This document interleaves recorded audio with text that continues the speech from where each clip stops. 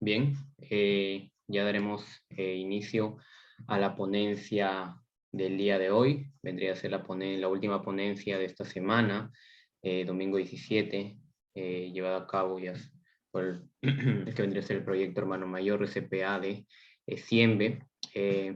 A todos ustedes tenemos el agrado de presentarles la ponencia del día de hoy titulada como Cardiopatía isquémica a cargo de Geraldine Cabrera. Ella es estudiante del 5º año de Medicina Humana, es coordinadora de actividades del Comité Permanente de Relaciones Institucionales de CIEMBE, es creadora de contenido en la página de Instagram de Yo Soy Yeya, y es miembro del Team Mieloide.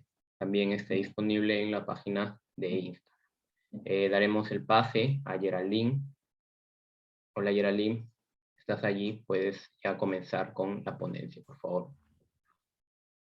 Ok, chicos, muy buenas tardes. ¿Sí se me escucha? Sí, claro, sí se puede escuchar claramente. Ya. Buenas tardes a todos. Bueno, mi nombre es Geraldine Cabrera. Como mi compañero me presentó, soy estudiante del 5º año.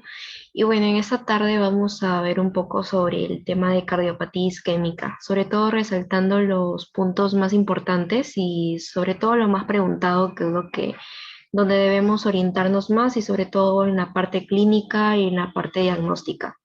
Así que vamos a comenzar con la ponencia del día de hoy.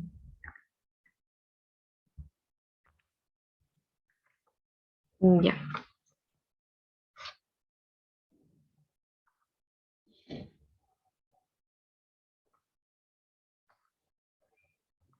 Ok, a ver. En primer lugar tenemos que empezar definiendo qué es la cardiopatía isquémica. Nosotros podemos definir a la cardiopatía isquémica como aquella enfermedad o patología que va a ser ocasionada principalmente por esa patología conocida como aterosclerosis. La aterosclerosis va a ser lo que estamos viendo en la imagen de la derecha, que va a ser la acumulación de grasas o de colesterol en las arterias, ¿no? Y este acúmulo de grasas pues va a ir obstruyendo la luz del vaso sanguíneo, lo que va a hacer que pues ese vaso sanguíneo no permita que la sangre fluya con normalidad, como podemos observar, y pues el tejido vaya perdiendo esa perfusión normal que recibe. Ahora, nosotros una vez que hemos definido, nosotros debemos entender que es importante revisar este tema porque la cardiopatía isquémica va a ser la primera causa, aquí lo voy a anotar, la primera causa de insuficiencia cardíaca. Ahora, la insuficiencia cardíaca, como nosotros sabemos también, va a ser el deterioro final del corazón. También la cardiopatía isquémica va a ser una de las causas más importantes de lo que es un infarto, ¿no? El infarto agudo del miocardio. Ahora, nosotros sabemos de que también el infarto agudo del miocardio también va, bueno, una de las causas que lo va, o uno de los condicionantes, pues va a ser la formación de estas placas de ateroma, que va a producir principalmente el concepto básico de esta enfermedad, que va a ser un desbalance en lo que se conoce como la oferta, entre la oferta y la demanda. ¿Qué quiere decir? De que el corazón, como las arterias se han tapado, en especial las arterias coronarias, como vemos aquí, el corazón está trabajando más. Entonces, el corazón al trabajar más, pues va a requerir un mayor tipo de nutrientes, ¿no? Un mayor aporte de la perfusión. Entonces, es como si nosotros trabajáramos más de las 8 horas y no recibiéramos un sueldo mínimo justo. Entonces, lo mismo le va a pasar a nuestro corazón. Entonces, se va a producir este desbalance entre la oferta y la demanda. Entonces, sobre este concepto va a estar la base de esta enfermedad. Ahora, la etiología principal que nosotros vamos a tener aquí, como ya lo habíamos mencionado, va a ser la aterosclerosis. En esta etiología, esta va a ser la más frecuente y también es pregunta de examen porque también, como vemos aquí, vamos a tener otro tipo de causas. Entonces, esta va a ser la más frecuente, la formación de placas de ateroma, sobre todo en las arterias coronarias. Ahora, También es importante recordar que esta formación de placas en las arterias va a tener o va a seguir un orden.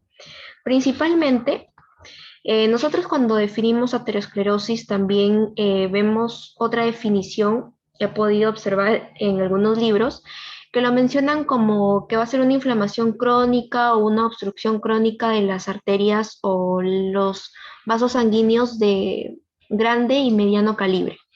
Ahora, también va a seguir un orden, como les mencionaba.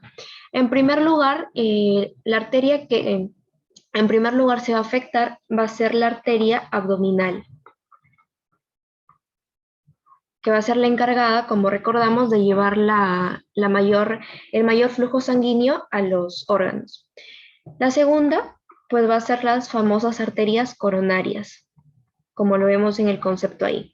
En las arterias coronarias también va a tener un orden de afectación que también es bastante preguntado. En primer lugar, va a ser la arteria coronaria izquierda. En la arteria coronaria izquierda, que va a ser el principal vaso que se va a afectar aquí, vamos a tener dos, que van a ser dos ramas. La arteria descendente anterior o ADA, que va a ser importante porque como va a irrigar la mayor parte del ventrículo izquierdo, y recordemos que la mayor parte de infartos pues van a estar localizados a este nivel, entonces va a ser importante recordarlo. Ok, entonces tenemos a la arteria descendente anterior y a la famosa arteria circunfleja, ¿no? Que va a ser rama lateral de la arteria coronaria izquierda. También, aparte de la arteria coronaria izquierda, vamos a tener a la arteria coronaria derecha. En la arteria coronaria derecha, la arteria en colapsarse o en afectarse va a ser la arteria descendente posterior. Entonces, en este orden es que van a ir afectándose las arterias, ¿no? Se va a ir obstruyendo. Entre otras causas, nosotros tenemos el vasoespasmo coronario, sobre todo si me dicen en un paciente joven que es fumador, ¿no? O también me pueden decir paciente joven que consume cocaína, también ha venido en casos clínicos. Si me dicen paciente joven que es consumidor de cocaína, aquí va a haber una angina bastante conocida o llamada la angina de Prince-Metal. ¿Ok? Otra de las causas también va a ser la vasculitis. En este caso, por ejemplo, vamos a tener la enfermedad de Kawasaki, ¿ok? Que va a ser también una forma de aneurisma en las arterias coronarias. Y aquí vamos a tener un síndrome X. ¿Qué quiere decir este síndrome X? Es una pregunta algo rebuscada, pero también ha sido preguntada. El síndrome X básicamente es la pérdida de receptores de adenosina en las arterias coronarias. Ok, entonces, ¿cómo le puedo explicar esto? De que las arterias coronarias, como han perdido sus receptores, ya no van a ser susceptibles a dilatarse, por lo cual entonces se va a estar comprometiendo esta circulación coronaria, ¿no? Porque lo normal es que tengan una buena vasodilatación gracias a la adenosina. Entonces, como pierden la capacidad de recibir esa señal por estos receptores, entonces van a perder esa vasodilatación normal. Entonces, básicamente eso es el síndrome X. Eso es en cuanto a la etiología. Esa es la etiología más frecuente. Pero resaltar de que la más frecuente es la aterosclerosis. Ahora, ¿cuáles van a ser los factores de riesgo? Y es muy importante reconocerlos porque también va a ser importante a nosotros desarrollar un caso clínico y también para poder correlacionar con la clínica y para tener mejor diagnóstico. En los factores de riesgo, nosotros, por ejemplo, tenemos aquí los factores de riesgo mayores y los condicionantes. En los mayores tenemos edad y sexo. ¿Cuáles son los más frecuentes? En la edad y sexo es un paciente, sobre todo varón, van a ser más susceptibles, paciente varón, mayor de 50 años.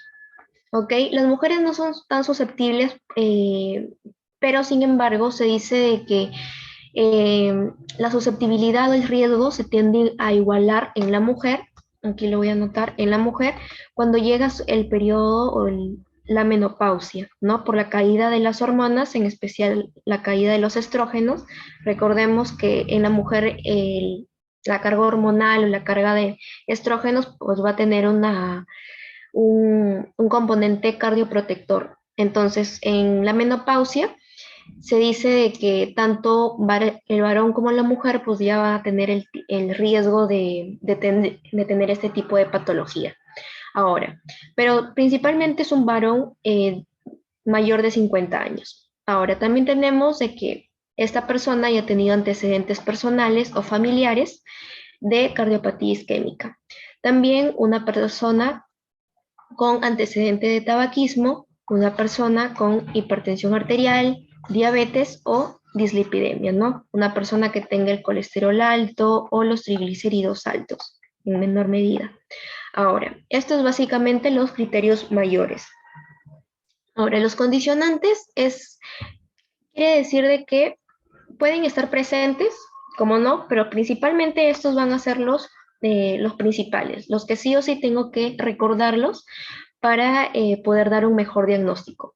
Pero los condicionantes es importante también tenerlos en cuenta, como son la obesidad, el sedentarismo o también los triglicéridos mayor a 150 miligramos por decilitro. Eso en cuanto a factores de riesgo. Ahora, nosotros para poder entender la principal etiología, como les había mencionado, que era la aterosclerosis, aquí vamos a hablar un poquito sobre la fisiopatología de la aterosclerosis para poder entenderlo mejor. Principalmente tenemos que basarnos aquí.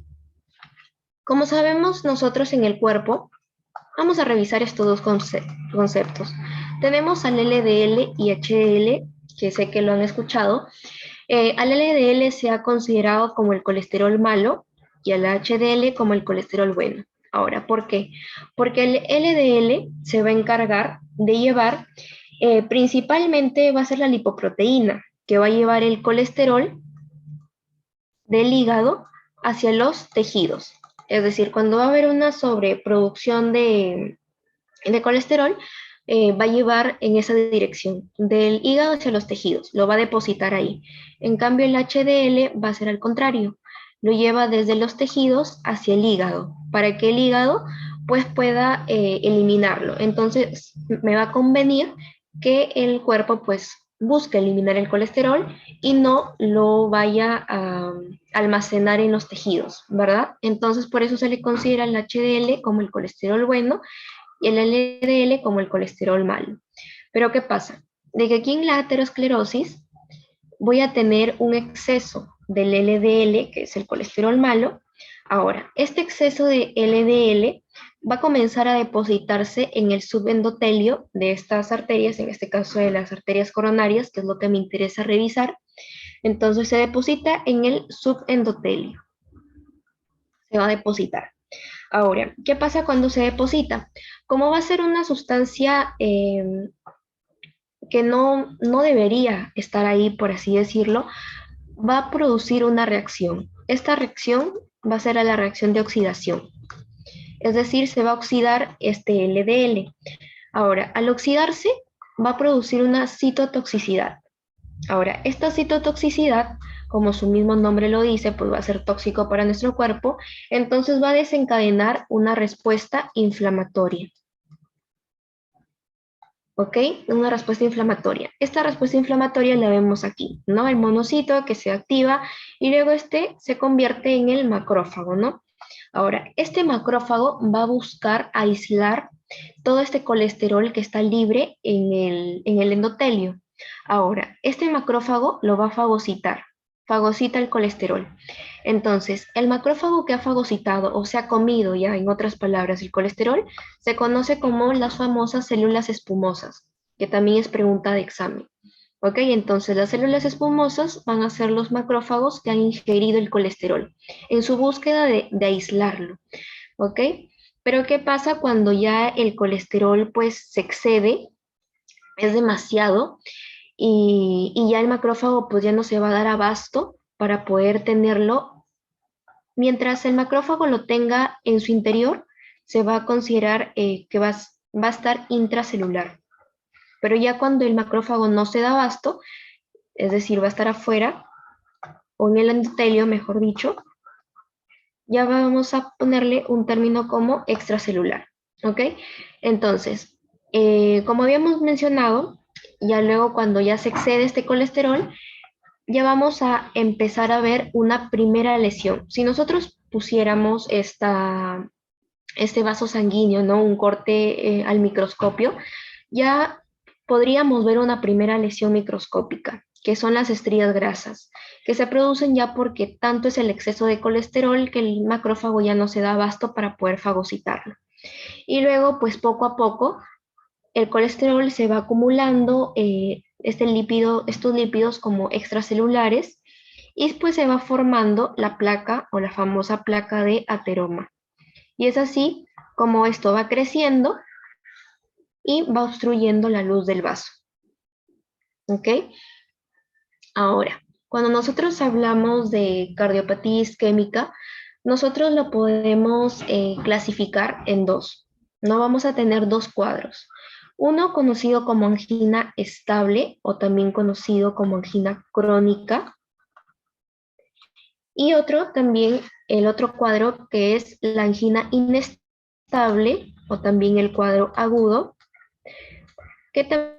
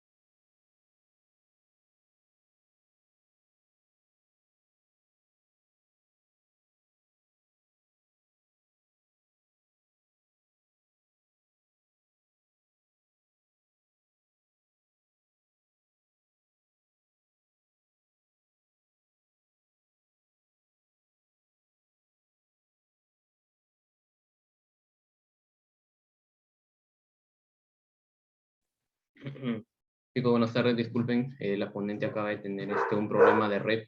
Ya en unos instantes se está volviendo a compartir.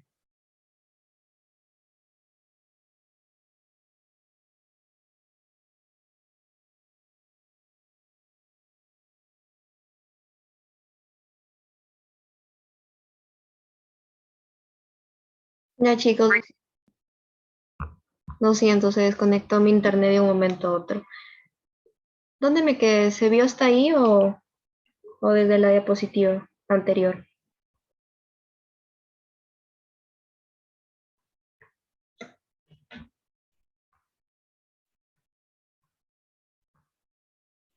Sí, Geraldine, ahí mismo en esta diapositiva, justo cuando estabas a punto de iniciar. Ya, entonces continúo aquí. Ya,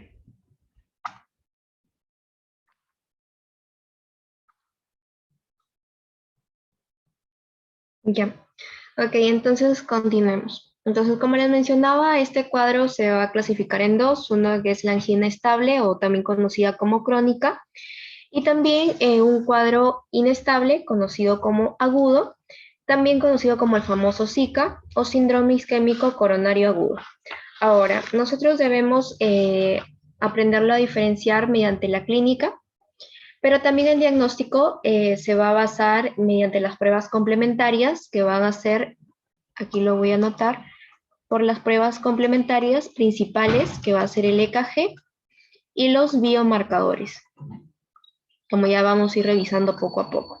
Ahora, principalmente a la práctica clínica llega un paciente con estos criterios que nosotros vemos aquí, ¿ok?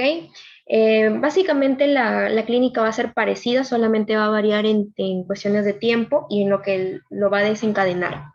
Pero la angina estable, por ejemplo, llega a un paciente que va a referir un malestar o un dolor, mejor dicho, retroesternal. Ese va a ser característico, el dolor retroesternal, pero que va a tener ciertas características, ¿no? Estas características va a hacer que va a ser no localizado, ¿ok? Va a ser un dolor opresivo, como podemos ver ahí en la imagen, va a ser un dolor que se va a irradiar. Ahora, este dolor que se irradia hacia el brazo izquierdo, hacia la mandíbula, hacia el epigastrio o incluso hacia la zona interescapular. Ok, ahora, otro de los criterios de que debe de cumplir para que sea una angina inestable o crónica es que sea causado o se desencadene el dolor ante un ejercicio, es decir, la persona camina un cierto tramo o sube las escaleras o incluso tenga un estrés emocional, ¿no? Recibe una noticia fuerte o algún tipo de estrés emocional que le produzca. Ahora, el tercer criterio es que ese dolor que tenga vaya a ceder con el reposo o con nitroglicerina sublingual.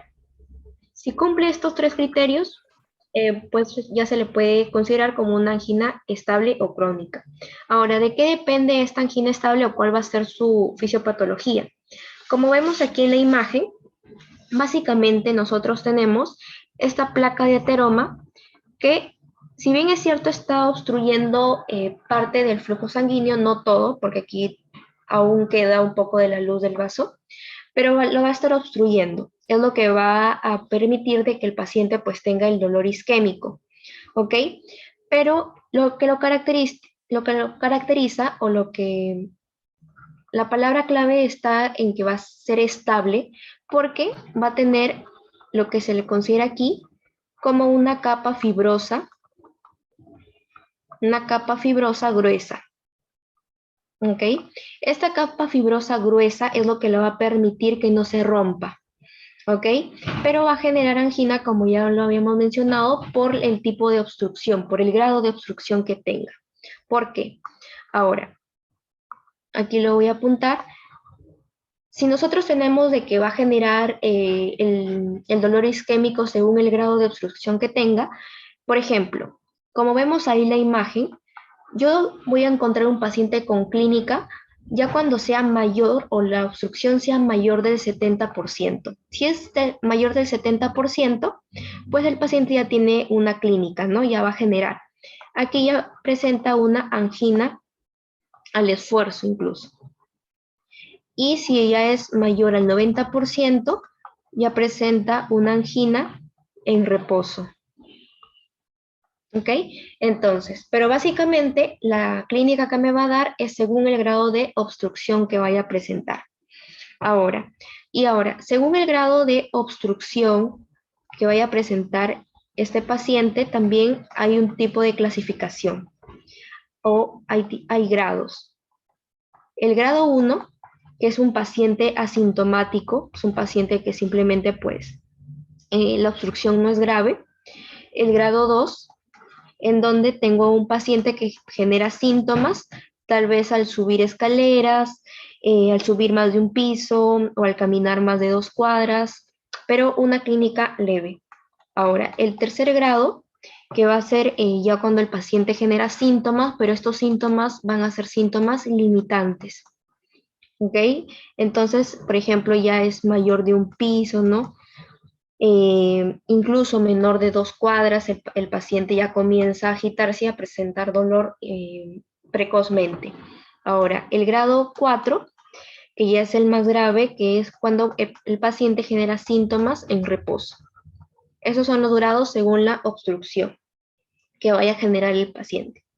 Ahora, nosotros también tenemos que tener en claro de que la angina inestable, que va a ser el otro diferencial, si bien es cierto, como les mencioné, la clave para diferenciarlo va a ser la fisiopatología.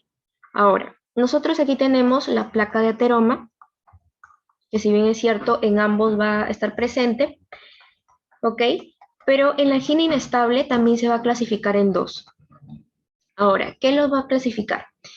En la angina inestable lo que nosotros vamos a tener es que la placa de ateroma, por eso es que aquí se va a considerar como accidente de placa, Cuando nosotros nos dicen accidente de placa, es cuando ya nos están diciendo o orientando el caso hacia una angina inestable o hacia un cuadro agudo, ¿no?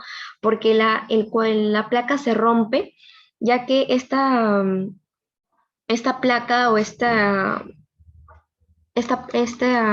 envoltura no va a ser tan fuerte o no va a ser tan firme como la angina inestable, ¿no? Entonces va a ser más propenso a romperse. Entonces la placa de ateroma al romperse va a exponer colágeno y ese colágeno, pues, este trombo que va a generar esta placa de ateroma al romperse, pues en condiciones normales es la que va a activar la hemostasia, ¿no? Y por eso es que, como podemos ver aquí en ambos casos, va a generar este trombo que va a ser característico de la angina inestable. Ahora, según estas características que presente, también la angina inestable se va a clasificar en dos. Pero aquí, como nosotros en el paciente, pues como es un cuadro agudo, viene con el dolor un poco más eh, característico, no le vamos a poder hacer una angioplastía en el momento para ver qué tipo de obstrucción tiene. Entonces nosotros lo vamos a diferenciar mediante un electrocardiograma. El electrocardiograma es el que va a permitir diferenciar estos dos cuadros. Por ejemplo, el primer cuadro va a ser en donde yo voy a encontrar un ST no elevado. Como podemos ver aquí, el ST no elevado, y el segundo cuadro, el ST sí va a estar elevado, ¿no? Como podemos ver en la imagen. ¿Ok? Ahora, ¿qué me va a traducir esto? El ST elevado, cuando yo veo esto en el electrocardiograma, me va a indicar una oclusión parcial, como podemos ver ahí en el dibujo, ¿no? La oclusión va a ser parcial. Y ahora, característica es que el trombo que ha generado va a ser a base de plaquetas, que también es pregunta de examen. Va a ser a base de plaquetas. Ahora, nosotros si ya vemos esto a nivel del electrocardiograma, habíamos dicho de que también teníamos una segunda prueba complementaria que eran los biomarcadores o también llamadas las enzimas. Estas enzimas, pues, que iban a ser las más sensibles y las más específicas, son las troponinas, ¿no? Especialmente las troponinas T e I. Ahora, estos biomarcadores también los van a diferenciar en dos. Si estos biomarcadores salieran negativos, simplemente están traduciendo de que no hay necrosis.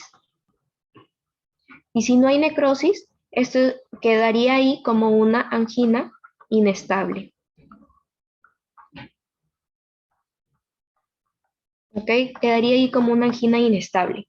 Ahora, cuando nosotros decimos una angina inestable, así como aquí teníamos criterios, en la angina inestable también era los criterios simplemente para tenerlos en cuenta, era que la clínica se daba en reposo.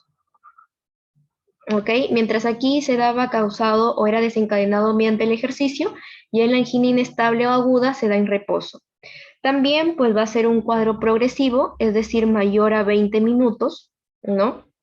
Va a durar más tiempo y también pues va a ser mucho los síntomas van a ser mucho más fuertes. Es lo que me va a ayudar a diferenciar. Ahora, ¿qué pasa si estos biomarcadores salieran positivos? Si los biomarcadores salen positivos, traduce de que sí va a haber una necrosis en el músculo cardíaco, entonces yo ya estaría hablando de un infarto agudo al miocardio, ¿verdad?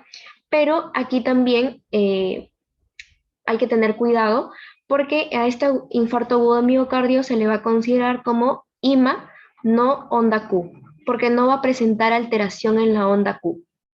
¿Ok? Entonces, si hablamos de un IMA no onda Q, también se le va a considerar como un IMA subendocárdico. ¿Por qué subendocárdico? Como sabemos, el corazón pues va a tener sus tres capas, pero aquí solamente se va a afectar la última capa, o sea, solamente se afecta la capa del subendocardio, va a ser la que se ha infartado porque va a ser la zona más sensible al infarto, ¿no? A la isquemia. Entonces, así lo va a poder diferenciar los biomarcadores. Ahora, ¿Para qué nos va a ayudar? Porque en el ST elevado, cuando yo tengo un ST elevado en el electrocardiograma, esto quiere decir que la oclusión ha sido total, ¿no? No ha dejado ningún espacio para que entre el flujo sanguíneo. Entonces, también el trombo aquí va a ser a base de fibrina. ¿Ok? Mientras aquí es a base de plaquetas, aquí es a base de fibrina. Entonces, si es a base de fibrina, ya me estoy orientando de que este trombo va a ser más fuerte o va a ser más estable, ¿no? Va a ser más difícil de romper. Entonces, si ese ST va a estar elevado, nuevamente yo reviso los biomarcadores y si los biomarcadores aquí va a ser característico de que salgan mucho más elevados para poder diferenciarlos de este cuadro de aquí. Entonces, estos biomarcadores mucho más elevados, aquí me va a indicar de que va a haber una mayor necrosis, ¿no? Porque se ha interrumpido casi totalmente el flujo sanguíneo. Entonces, a esto se le va a considerar como un IMA con onda Q. Aquí sí va a haber una alteración o va a estar presente una onda Q patológica. ¿Ok? Y esto quiere decir de que todo el miocardio se ha infartado, ¿no? Se ha necrosado. También se le considera como el lima transmural o subepicárdico, que son otros nombres que recibe, para decir de que las tres capas del corazón o los tres componentes del corazón pues se han infartado, ¿no? Y es así como nos ayudan para poder diagnosticarlo. Como les mencioné, básicamente es tener los criterios tanto a la clínica y también apoyándonos con las pruebas complementarias que son el EKG y los biomarcadores. Ahora, ¿qué pasa para tener en cuenta si yo tengo una duda diagnóstica entre ambos?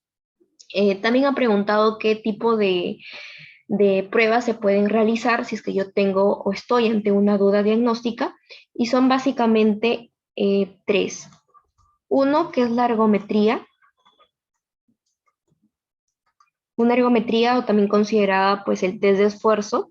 Básicamente esta duda cabe mencionar de que se va a dar en la angina estable, ¿no? Incluso también algunas veces sí es importante para poder diferenciarla con una angina inestable.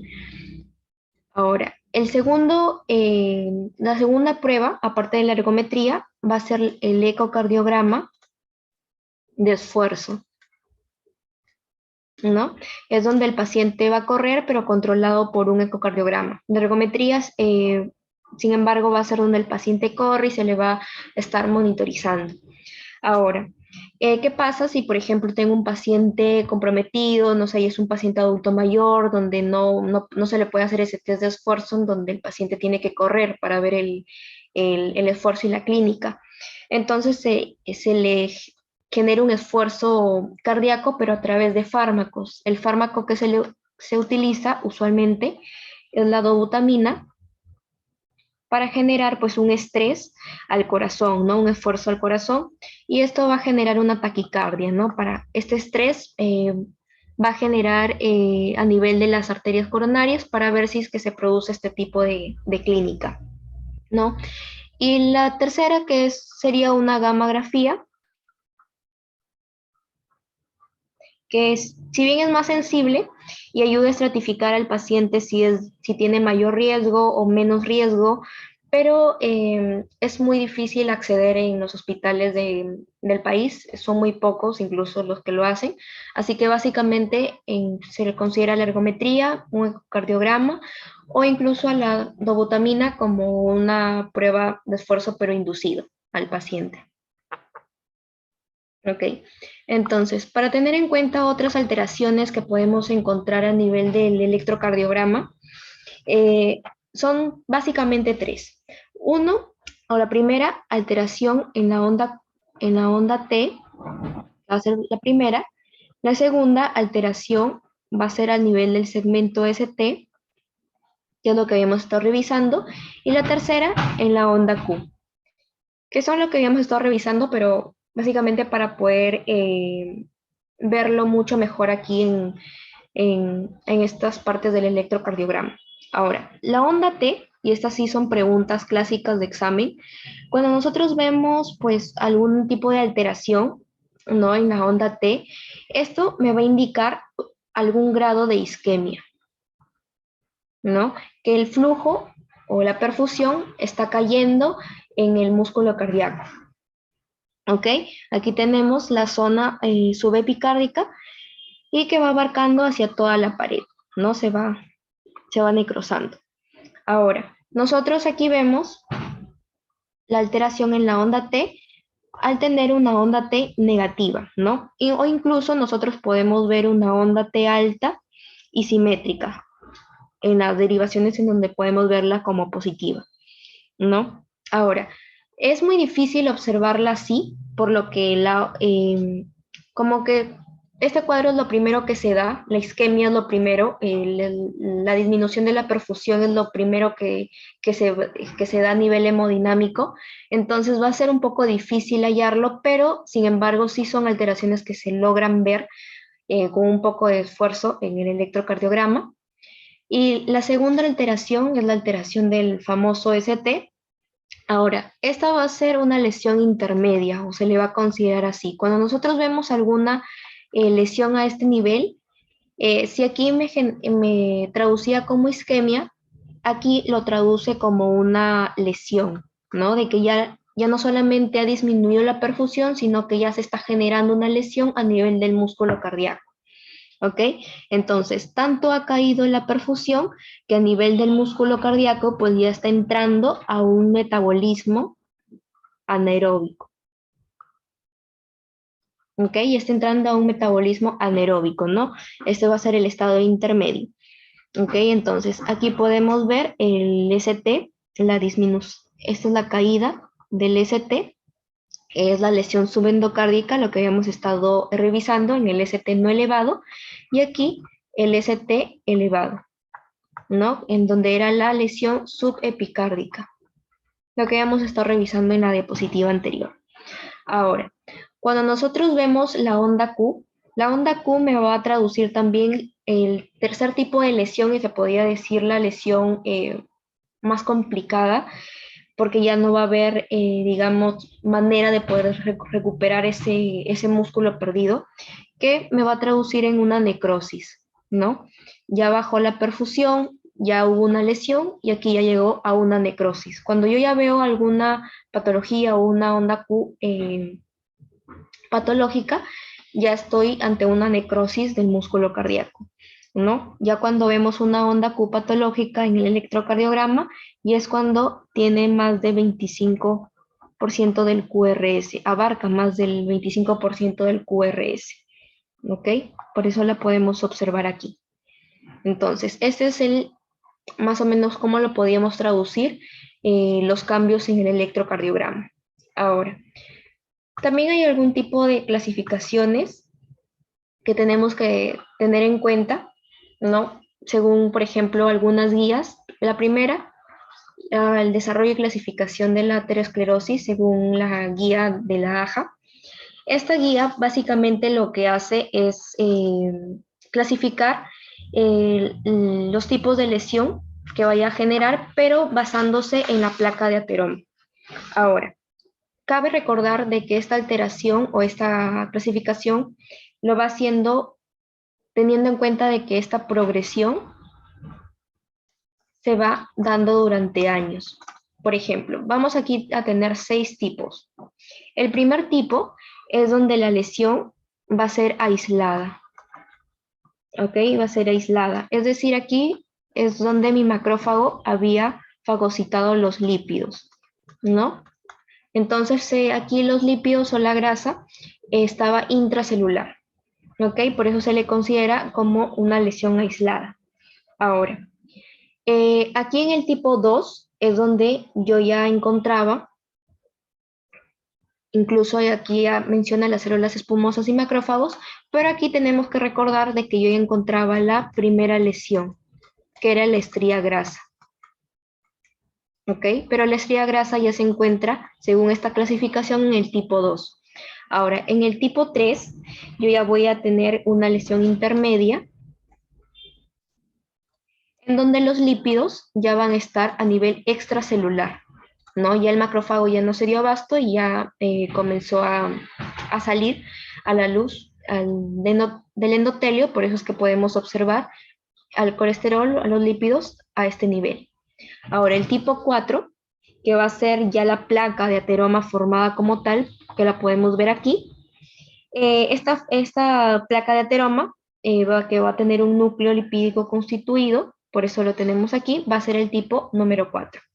El tipo número 5, donde ya voy a tener la placa fibroateromatosa, se le considera así porque ya va a tener su cubierta fibrosa, por eso es que aquí tenemos el engrosamiento fibroso, se va a considerar como el tipo 5. Y el último tipo, que es el tipo número 6, ya va a ser la placa complicada.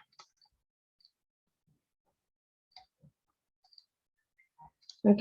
Porque ya aquí hubo una fisura, ya se rompió la placa, ya expuso el colágeno y ya se formó el famoso trombo, ¿no? Por eso es que ya se complicó, porque ya se rompió por su capa fibrosa delgada y ya formó este trombo. ¿Ok? Ahora, para tener aquí como un pequeño resumen, según la placa de ateroma, cabe resaltar de que nosotros, como según esta clasificación, nosotros vamos a tener un centro lipídico, ¿no? Que básicamente, como su nombre lo dice, va a ser la grasa.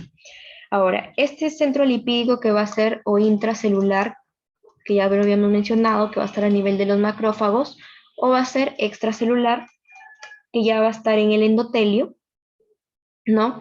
Este centro lipídico va a estar envuelto por una capa fibrosa. A eso es a lo que se refiere. ¿Ok? Va a estar formado por una capa fibrosa, que va a estar hecho de colágeno, ¿no? Que va a envolver todo. Esto lo que va a buscar es aislar el colesterol en el endotelio. Ahora, esta capa fibrosa que tenemos aquí, si es delgada o es gruesa, me va a dar lo que habíamos estado revisando. Si es delgada, pues va a ser vulnerable, entonces se le va a considerar inestable lo que era o lo que se consideraba como la angina inestable. Y si es gruesa, se va a considerar estable porque va a ser difícil de romper y se le va a considerar como angina estable, ¿no? Y así es como lo podemos clasificar. Ese es en cuanto a la placa de ateroma. Como ven, todos básicamente centrándonos en la fisiopatología de la placa de ateroma y básicamente de eso es como se vaya a clasificar los cuadros. Ahora sí vamos a pasar a la última parte, que es el tratamiento básico que nosotros debemos recordar tanto en la angina estable o en el cuadro agudo, como en la angina inestable en la angina estable o cuadro crónico o en la angina inestable o cuadro agudo. En el tratamiento de la angina estable, por ejemplo, nosotros vamos a tener básicamente estos de aquí. Básicamente se va a tratar con nitratos, con beta-block o los calcio antagonistas, si es que los beta-block estuvieran contraindicados, también se suele utilizar. También nosotros podemos utilizar otros como ibabradina, como la trimetazidina, que van a ser otros que me van a ayudar también a mejorar la perfusión de las arterias coronarias, que es lo que voy a estar buscando en este caso. Ahora, nosotros también, el manejo antiagregante, ¿no? Va a ser utilizando la famosa aspirina o el clopidogrel, las estatinas, que también van a ser de gran ayuda, y también vamos a utilizar los famosos IECAS, ¿no? Para disminuir la carga hemodinámica. Ahora, el bypass se va a utilizar teniendo en cuenta estos criterios, ¿no? Si tenemos enfermedad del tronco, sobre todo de la coronaria izquierda, enfermedad de dos vasos, donde uno de ellos sea la descendente anterior proximal, enfermedad de dos vasos asociadas a una disfunción sistólica ventricular izquierda, o también una enfermedad de tres vasos o también llamada multivasos, ¿no? Porque va a abarcar a más de dos. Ahora, eso es en cuanto al tratamiento de la angina estable. Ahora, cuando nosotros vemos el tratamiento de la angina inestable, ya es un poco más completo, por así decirlo, por lo que ya habíamos dicho de que es un cuadro agudo, que incluso muchas veces como la obstrucción es completa, genera tal necrosis de que incluso puede generar una muerte súbita, ¿no? Entonces vamos a tener un manejo con mucho más cuidado. Ahora, en el síndrome coronario agudo, nosotros principalmente vemos el electrocardiograma, ¿no? Pero básicamente el electrocardiograma se debe de evaluar menos o dentro de los 10 minutos para lograr una respuesta adecuada. Ahora, nosotros ante este electrocardiograma, a todo paciente que llega con esta clínica, nosotros debemos evaluar este tipo de medicamentos, que es la polifarmacia, ¿ok? Que es la nitroglicerina sublingual, que es básicamente para el dolor, ¿ok? Es a todo paciente que va a ingresar al cuadro por un síndrome coronario agudo, ¿ok? La nitroglicerina para el dolor, la aspirina en dosis de ataque de 162 a 325 miligramos. Esto es el antiagregante plaquetario. La morfina, que va a ser también para el dolor refractario, para el dolor que no ha cedido con la nitroglicerina, para el dolor refractario. El oxígeno, también cuando la saturación sea menos del 90%, y las estatinas, que son las más usadas como Rosu o atorvastatina, o también se utilizan los beta-block, ¿no? Como el metoprolol. Ahora, debemos señalar aquí de que tanto la morfina como el oxígeno, si bien es cierto, hasta hace algunos años se consideraba como que todo este cuadro era sí o sí para todo paciente que ingresaba a sala por este diagnóstico, pero ahora morfina y el oxígeno se consideran como condicionantes, ¿no? Es decir, no se le aplica a todos, es condicional. Pero sí se le considera para todos la nitroglicerina, la aspirina y las estatinas o el beta-block, eso sí. Ahora, nosotros, una vez de que ya hemos utilizado la polifarmacia, nosotros también apoyados con el electrocardiograma, que es la primera prueba que debemos realizar, la segunda, como ya habíamos dicho, los marcadores de daño miocárdico, que eran los biomarcadores, a la cabeza la troponina. Cabe resaltar de que hay un marcador que es la CPK-MB, que nos sirve para ver es un marcador de reinfarto, que también es pregunta de examen, ¿no? Pero básicamente tener el concepto de que los biomarcadores son la segunda prueba que me va a ayudar en el diagnóstico, y también pues la doble agregación, la aspirina con el clopidogrel o el ticagrelor, que también es otro, ¿no? Ahora, basándonos en esto, aquí va a haber, como vemos aquí en el esquema, una clasificación. Si el electrocardiograma sale normal, como vemos aquí, entonces pues eso quiere decir de que el paciente pues no tiene obviamente el síndrome coronario agudo o la obstrucción no ha sido completa. También tenemos al cuadro onda T negativo o el infra-ST. Ahora, estos cuadros que vemos aquí, nosotros lo podemos clasificar como que son el ST no elevado, ¿no? A este cuadro ST no elevado, nosotros debemos considerar esta parte que está aquí, ¿ok? Para ubicarnos. La antiagregación plaquetaria con la aspirina, ¿no? Esta es la antiagregación plaquetaria con la aspirina, que es la primera, más un manejo anticoagulación con heparina, enoxaparina, fondaparinux, ¿no? Con las principales heparinas.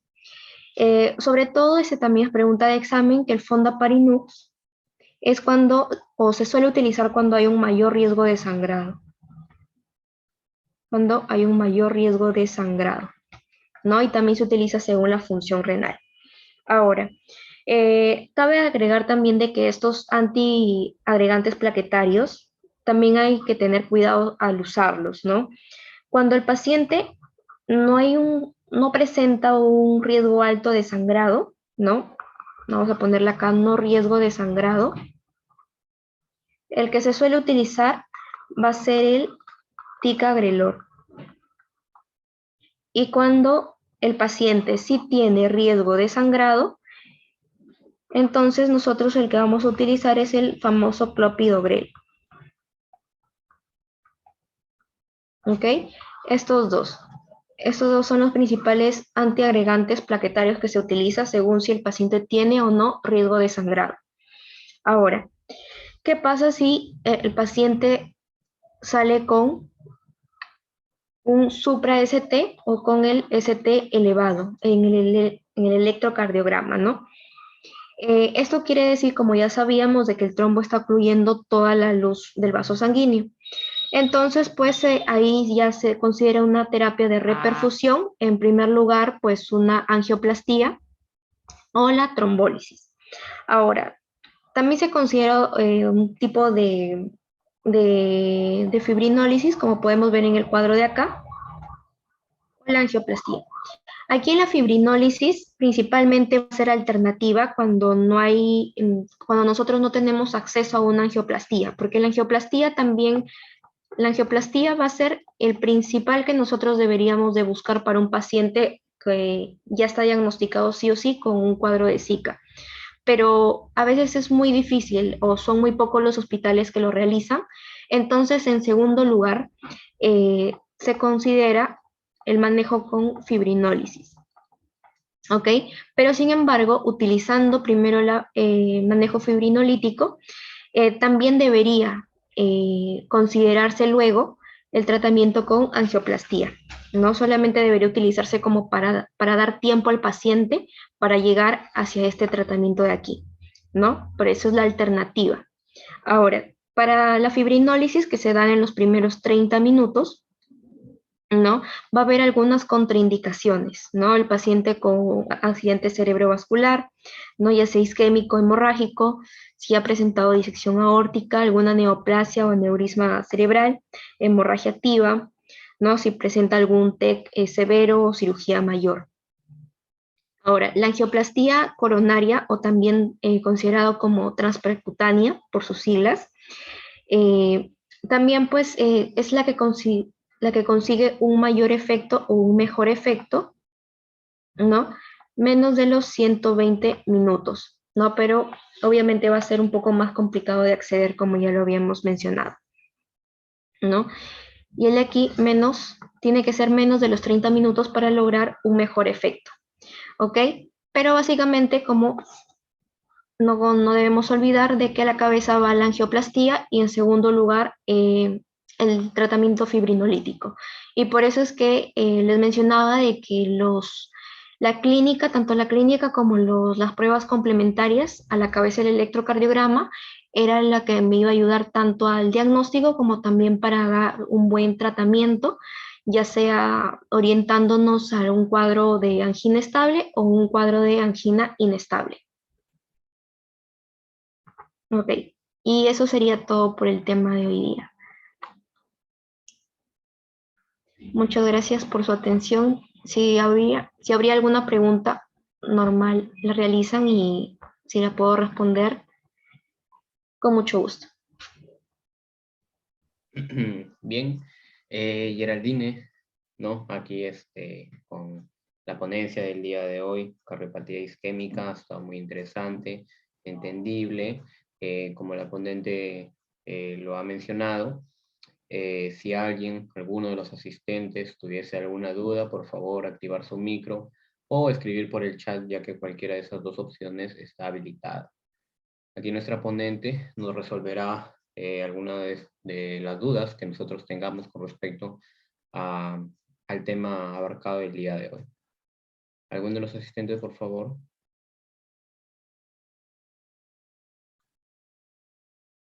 Sí, creo que todo, bueno, ha quedado entendido.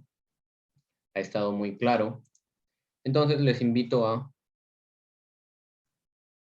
acaban de realizar una pregunta, Geraldine. Ashley Paola nos pregunta, ¿qué complicaciones puede presentar una persona diabética?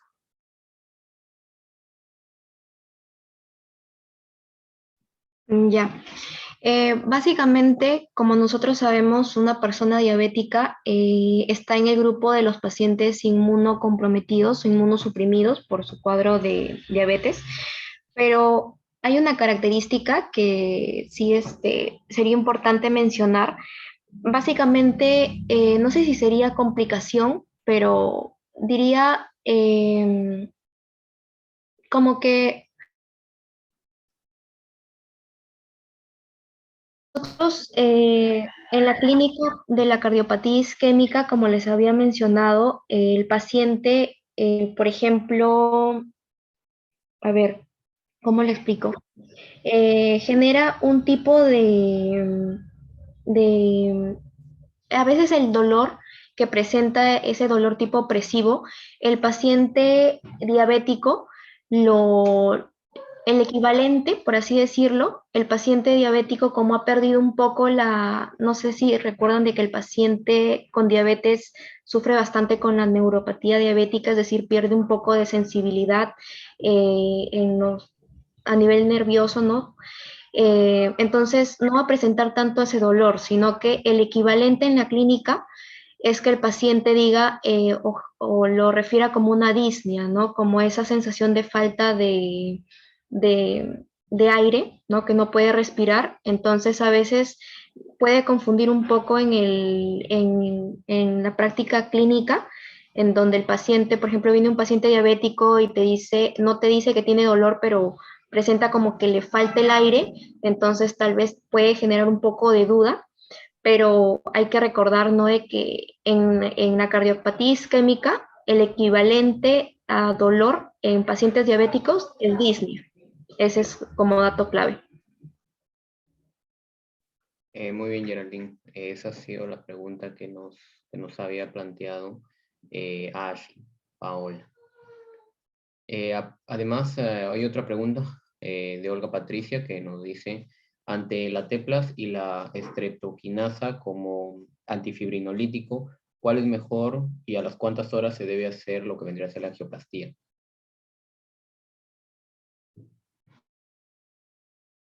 Crítico, incluso a las cuántas horas se debería hacer la angioplastía, como lo había mencionado, lo indicado es menos de las 2 horas, pero, o sea, para tener mejores resultados, sería menos de las 2 horas, pero a veces es muy difícil tener acceso, por lo cual es básico que el tratamiento fibrinolítico sea menos de los 30 minutos para que al paciente le des mayor tiempo para que pueda llegar o pueda tener acceso a la angioplastía. Bien, hay otra pregunta a cargo de Francisco Pérez, el cual nos dice, ¿qué pasa si una persona no es diagnosticada a tiempo récord? Bueno, si la persona no es diagnosticada a tiempo récord, pues obviamente la complicación más, eh, se podría decir, fatal es, bueno, la muerte, porque en el caso de la cardiopatía isquémica en el cuadro agudo, el cuadro por sí mismo, como su nombre lo dice, pues va a ser agudo y la muerte va a ser súbita y a veces por eso es importante tener un buen diagnóstico clínico, porque en este tipo de patologías cardíacas el tiempo es oro, ¿no? El tiempo es vida, porque cabe recordar de que mientras más tiempo pase, más tiempo le estás quitando de oxigenación o de nutrición al corazón. Entonces, más tejido cardíaco está muriendo, ¿no? Así sea un cuadro crónico o estable, más tejido cardíaco se está afectando con el tiempo, así que con el tiempo, a ver, si tenemos un cuadro crónico, con el tiempo nosotros podríamos desencadenar una insuficiencia cardíaca, que va a ser el deterioro ya final del corazón. Y si tenemos un cuadro agudo, pues va a ser la muerte súbita, porque el vaso sanguíneo se obstruye totalmente de un momento a otro y y como es en cuestión a segundos, pues a veces ni siquiera da tiempo a que el paciente llegue al hospital. Así que básicamente esos son los riesgos.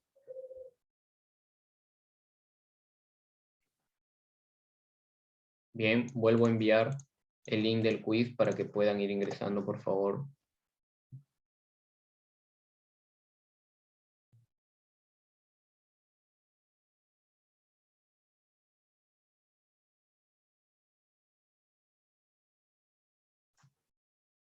Agradecerle, ¿no?, a Geraldine por la ponencia del día de hoy. Ha estado muy interesante. Muchos de nosotros hemos prestado la atención debida y hemos solucionado algunas de nuestras dudas con las interrogantes que le hemos planteado el día de hoy, ¿no? Bien, Geraldine, muchas gracias por la ponencia del día de hoy. Esperamos volverte a tener como ponente en las próximas sesiones o ponencias programadas por nosotros, y agradecerles a todos ustedes, los asistentes, ya que son quienes hacen posible estas ponencias, ¿no? Los hacemos por, bueno, por todos ustedes, por lo que vendría a ser la comunidad estudiantil médica y en pro de lo que sería la educación. Muchas gracias, Geraldine, muchas gracias a todos asistentes. Estaremos aún conectados unos minutos más aquí en Zoom para resolver alguna de sus dudas con respecto a la entrega de certificados.